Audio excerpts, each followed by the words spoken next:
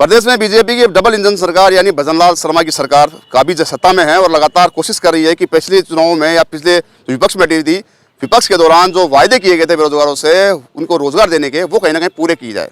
पिछले दिनों nursing department की कई भर्तियों को उन्होंने अंजाम दिया है, अंत तक पहुँचाई है। लेकिन एक सवाल यहाँ पे नर्सिंग ऑफिसर की भर्ती पे उठता हुआ नजर आ रहा है कि पूर्व में मैंने बताया था स्पेशली कि नर्सिंग ऑफिसर के 943 में CHO ले लिए गए थे, उनके एवज में उनको बाहर कर दिया गया था जो हकदार थे। हाल फिलहाल स्वास्थ्य भवन के सामने ये प्रदेश के विभिन्न अंचलों से आए हुए तमाम जो नर्सिंग ऑफिसर भर्ती में जो रहे हैं वो पहुंचे हैं यहाँ पे अपनी मांग को लेकर। हालांकि इनकी मांग अभी तक अधूरी है और ये लगातार कोशिश कर रहे हैं, मांग कर रहे हैं सरकार से, तमाम अधिकारियों से कि इनकी जो मांग है वो उसको पूरी की जाए, उनकी भर्ती है उसको नियमित किया जाए और इनको परमानेंट करते हुए आगे बढ़ा जाए।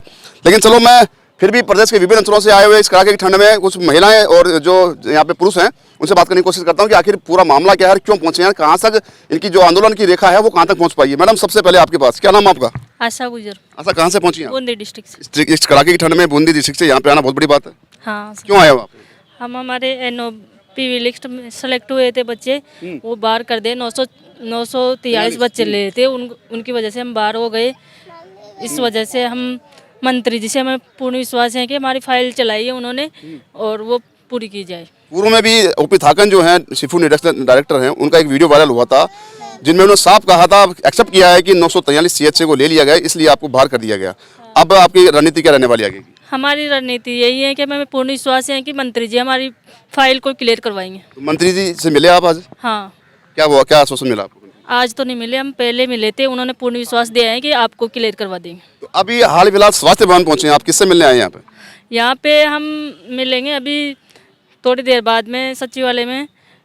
सचिवालय में या स्वास्थ्य भवन? स्वास्थ्य भवन में मंत्री जी से। मंत्री जी यहाँ पे पहुंचने वाले हैं? हाँ, ठीक है। देखिए, यहाँ से बूंदी से या बूंदी की बात नहीं कर रहा यहाँ पे, मैं बात तमाम प्रदेश के विभिन्न अंचलों की बात कर रहा हूँ जो यहाँ से तकरीबन 500-600 किलोमीटर दूर है। बात जोधपुर की बात कर ले पाली डिस्ट्रिक्ट की, बात कर ले डूंगरपुर बांसवाड़ा की। तमाम जो CHO हैं या तमाम जो अभ्यर्थी हैं, बेरोजगार युवा है, वो लगातार जयपुर पहुँचते हैं। जयपुर पहुँच के अपनी यहाँ पे हाजिरी दर्ज कराते हैं जैसे सरकार इनको सैलरी देती हो, और अपनी प्रेजेंट दे के माथापच्ची करके उनसे सर फोड़ के अपना वापस सामान के ले लेते हैं। 2-4 दिन बाद वापस एक हुजूम उठता है, वापस यहाँ पहुँचते हैं। मैं और बात करता हूँ। मैडम, क्या नाम आपका? मेरा नाम ममता है सर, मैं झुंझुनू डिस्ट्रिक्ट से आई हूँ। मेरा नर्सिंग ऑफिसर भर्ती 2023 में सिलेक्शन था PV लिस्ट तक। अब फाइनल लिस्ट में हमें बाहर कर दिया गया। उसका रीज़न ये बता रहे हैं कि CHO कैडर को बोनस देके शामिल हुआ है, उसके चक्कर में हम बाहर हो गए हैं। सर, हम मंत्री जी से मैं पिछले मंडे को मैं खुद बात करी थी। मैंने मंत्री जी का ये आश्वासन था कि हम फाइल चला चुके हैं, वित्त विभाग में तुम्हारी फाइल चली गई है। हम राकेश शर्मा जी से भी मिले थे, उन्होंने भी हमें यही कहा था कि आपकी फाइल तैयार हो गई है, जो PV से बाहर बच्चे हुए हैं उनको वापस ले लिया जाएगा। सर, मैं CHO का मेरे पास 15% बोनस था, जो भी भविष्य में हमारे पास नहीं रहेगा। मेरी तरह ही बहुत से CHO हैं जो अब दर की ठोकरें खाने को मजबूर हो गए हैं। हमारे पास आगे कोई बोनस अंक भी नहीं रहेगा, अगली भर्ती में हमें कोई बेनिफिट नहीं मिलेगा उसका। गहलोत सरकार के टाइम पे हम CHO की 8-9 महीने 10 महीने हमने कोविड में काम किया था। कोविड में काम सर हमने किया था, घर घर हम भटके थे और फायदा किसी और को दिया जा रहा है। किसी अलग कैडर को भर्ती के बीच में शामिल करके हमें कर दिया है। तो फिर हम कहाँ जाएँ? मंत्री जी से ये गुजारिश करना चाहते हैं कि जो PV से बाहर बच्चे हुए हैं उनको शामिल करके फाइनल उसमें एक गुणा। वैसे भी हमारी जो पिछले अक्टूबर में सवाल बीच में मेरे ध्यान में आ रहा बार कि सर फोड़ने आप यहाँ पे आ जाते हो। जैसे मैंने पहले लैंग्वेज यूज करी, हालांकि ये लैंग्वेज यूज नहीं करनी चाहिए मुझे, लेकिन अब इंतहा हो गई है, हद हो गई है कि जब आपका हक को किसी और को जानबूझ के दिया जा रहा है, ये कहते हुए दिया जा रहा है कि आपको बता दिया है। अब कितना आप सर और फोड़ेंगे इनसे आप? सर, हम पहले तो यही करेंगे कि अगर हमारी सीधे तरीके से बात मान ली जाती है और हमें हमारा हक दे दिया जाता है तो ठीक है, नहीं तो हम फिर आंदोलन करने के लिए भी मजबूर हो जाएंगे। और कल को हम यहाँ ही स्वास्थ्य भवन के सामने ही जो भी बच्चे बाहर हुए हैं वो सब बैठ के हम आंदोलन करेंगे। ये हमारा गवर्नमेंट को एक चेतावनी। ठीक है, देखिए, सीधी उंगली से घी नहीं निकलता, टेढ़ी करनी पड़ती है। ये अपनी एक पुरानी कहावत है, उसी को आधार बनाकर यहाँ पे पहुंची है तमाम जो महिला स्वास्थ्य कार्यकर्ता हैं या बात कर ले पुरुष कार्यकर्ताओं की। ये तमाम वही कार्यकर्ता हैं जो लगातार कोविड के उस महामारी के दौर में जब जहाँ पे तमाम विश्व में त्राहिमाम हो रहा था, उसके बावजूद इन्होंने घर घर जाकर हर एक को अपना समझा और अपना दर्द बयां करते हुए उनका ट्रीटमेंट किया, सरकार की साथ दिया कंधे से कंधा मिलाकर। लेकिन हाल फिलहाल ये दर की ठोकरें खाने को मजबूर है। इतनी विडंबना शायद कहीं देखी नहीं जा सकती और देखना उचित भी नहीं है। मेरे साथ और भी मैडम मौजूद। मैडम, क्या नाम आपका? सर, मेरा नाम कल्पना, मैं अलवर ज़िले से हूँ। तो सर, हमने कोविड में 11-12 महीना काम किया था, उसके बावजूद हमें 15 बोनस अंक मिला था। अब वहाँ पे सेलेक्ट हम क्या है 14 महीने पहले हमारी प्रोविजनल लिस्ट आई थी, उसके दौरान हम एक गुणा में शामिल थे। अब एक गुणा में शामिल होने के पश्चात हमें बहुत खुशी हुई कि हमारा फाइनल में सिलेक्शन होगा, लेकिन उससे पहले क्या हुआ था, जो हमारे अन्य कैडर है CHO उसको बोनस दे दिया गया, उनकी वजह से हमें बाहर निकलना पड़ा। अभी आगे की रणनीति क्या रहने वाली? आगे की रणनीति है कि हमें जो हमारे राजा साहब मंत्री जी हैं, तो उन्होंने हमें आश्वासन दिया कि आपकी जो फाइल है वो पोस्ट बढ़ रही हैं, तो उसके लिए हमारी फाइल चल रही है। तो मैडम, मासूम को लेके आप इस कड़ाकी सर्दी में यहाँ पहुंचे हैं, क्या लगता है कि आपकी मांग सुनेगी सरकार? हमें राजा साहब से उम्मीद है। कौन राजा साहब? वो चिकित्सा मंत्री जी। राजा कैसे हुए वो? चिकित्सा मंत्री जी ये राजा कैसे हुए, आप बता दी, राजा कैसे हुए बता दी। हमारे लिए तो राजा ही है। तो राजा हैं तो फिर राजा के साथ राजा ऐसा करेगा, प्रजा के साथ दर की ठोकरी खिलाएगा? अभी वो अन्याय नहीं करेंगे, हमारे साथ न्याय ही होगा। ठीक है, अभी क्या रणनीति रहने वाली है आपकी? अभी तो कुछ रणनीति नहीं है, अभी तो देखिए ये प्रजा है, एक बहुत बड़ा, मैं बीच में बात काटूंगा, राजा का दर्जा दिया गया है, लेकिन राजा की प्रजा इस कदर यहाँ पे बेकदरी हो रही है, बेकदरी का एक नमूना यहाँ पे देख सकते हैं कि जो खीमसर साहब हैं, मैं भी साहब इसलिए कह रहा हूँ कि मंत्री हैं, राजा का दर्जा दिया गया है, उनकी प्रजा दर दर की ठोकरें खाने को मजबूर हो रही है। इस कड़ाके की ठंड में मासूम को लेकर दूर दराज से इधर से पहुंची हैं, बावजूद इसके वो राजा जो है, शायद क्या बोलूँ मैं, जवाब नहीं है मेरे पास, मैं जाता हूँ। क्या नाम आपका? सर मेरा नाम मुकेश शर्मा है। हम लोग PV सेलेक्टेड हैं और CHO के अंदर आने से हम लोग बाहर हुए हैं। उम्र का आखिरी पड़ाव चल रहा है, इसके बाद हमें नहीं लगता कि हम सेलेक्ट होने वाले हैं। हमारे पास उम्र के ये आखिरी समय बचा हुआ है। अगर इस समय में गवर्नमेंट हमारी सुने, राजा साहब जैसा कि हमको उम्मीद है, राजा साहब ने हमें आश्वासन दिया है, अगर वो हमें सुने, हमारी मांग वहाँ तक पहुँचे तो हमारा उद्धार हो। राजा तो है नहीं यहाँ पे, तमाम कई राजा बने हैं, हर डिपार्टमेंट राजा ही है फिर तो।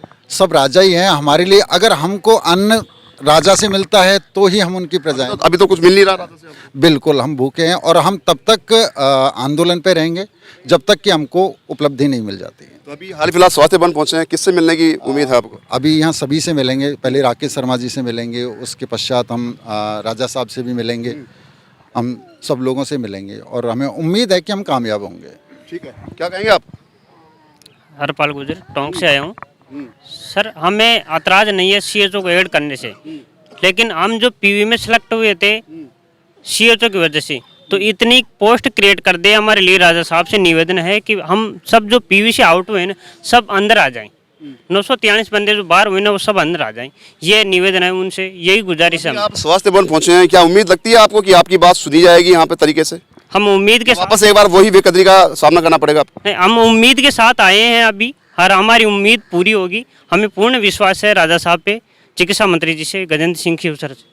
देखिए उम्मीद है वो लगातार बरकरार है, उम्मीद के हाथ आबाद में ही आप में पहुंचे और आगे रणनीति बनाने के, आंदोलन करने की भी उन्होंने बात कही है, लेकिन उम्मीद जो है वो कहीं ना कहीं इनके दिलों में हाल फिलहाल भी मौजूद है और उम्मीद के साथ ही आगे बढ़ रहे हैं।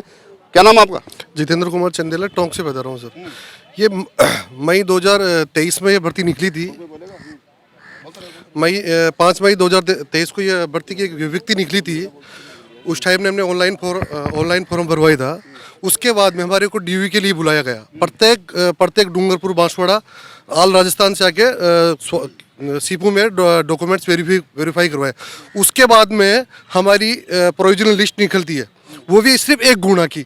उसके निकलने के बाद ये लगता है कि भाई सभी का सिलेक्शन हो गया, तो हमने घर घर में खुशियाँ हुई और हमारे रिश्तेदारों को, सभी पड़ोसियों को खुशी हुई।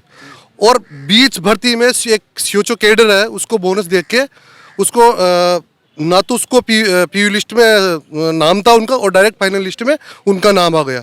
तो ये एक दर्द है। और चिकित्सा मंत्री खीवसर से राजा साहब की हम उपाधि दे रहे हैं, तो हमसे रिक्वेस्ट करते हैं 943 जो PV सिलेक्टेड CHA हैं, तो हमारे साथ न्याय हो और अतिशीघ्र हो, क्योंकि ये कड़कड़ाने की सर्दी में बार बार रोज जयपुर आना, ये हमारे लिए एक दर्द पीड़ा है। प्रदेश के विभिन्न अंचलों से कड़ाके की ठंड में यहाँ पे पहुँचना बहुत बड़ी दर्द का विषय है, मानता हूँ। मैडम थोड़ा सा आप आएंगे, आपसे बोल रहा हूँ मैडम, आपसे आप आएंगे थोड़ा सा, क्यों पहुँची यहाँ पे? सर मेरा PV लिस्ट में नाम आ गया था और अब इसमें नहीं है, मेरिट में। अभी यहाँ पे क्यों पहुँचे हैं? यहाँ हम हमारी लड़ाई लड़ने के लिए। क्या लड़ाई है आपको बताइए, क्या मांग है? हमारा मेरिट लिस्ट में नाम आए सर। अभी यहाँ से किससे मिलने वाले हैं?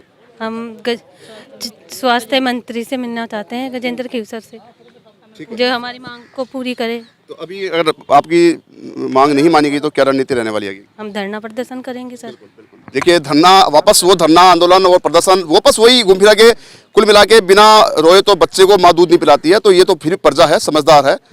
मेरे साथ एक ऐसे शख्स मौजूद हैं जो लगातार इस पूरी नर्सिंग भर्ती को मॉनिटरिंग करते हुए लगातार धरने प्रदर्शन वापस पहुंच गए हैं आप धरने के राह पे।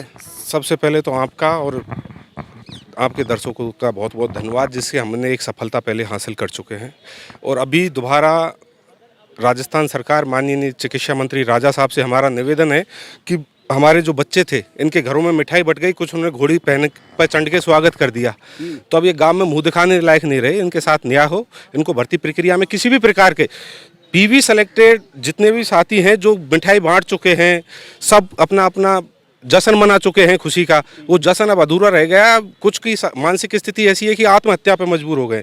तो इसके जो हमारे पहले के पद बचे हुए हैं नर्सेज के, उनको सम्मिलित करके इन सबको भर्ती प्रक्रिया में शामिल किया जाए, जो इनको भी खुशी आ जाए। राजा साहब है चिकित्सा मंत्री। सबसे बड़ा सवाल यहाँ पे कि जब सीफू में इसी साल के शुरुआत में आपने धरने प्रदर्शन किए थे तो 23 दिन तक धरना चला था, उस समय भयंकर रूप से ठंड थी। लगातार मैं कोशिश कर रहा था कि मैं आपको कवर करूँ और मैंने जो कोशिश की किया भी मैंने कवर।